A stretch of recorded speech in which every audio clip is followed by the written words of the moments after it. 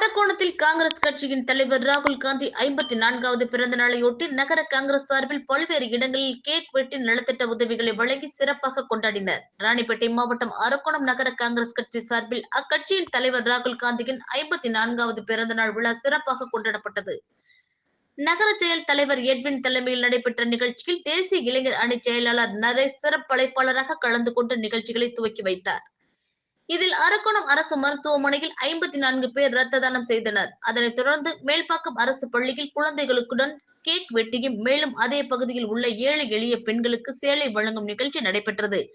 நிகழ்ச்சியில் முன்னாள் காங்கிரஸ் நகர தலைவர் மூர்த்தி மற்றும் ஆஷிப் ஷெரீப், கௌரி சங்கர், சாமிதாஸ், சதீஷ், அன்பு, டோம்னிக், அருண் உட்பட பலர் உடன் இருந்தனர்.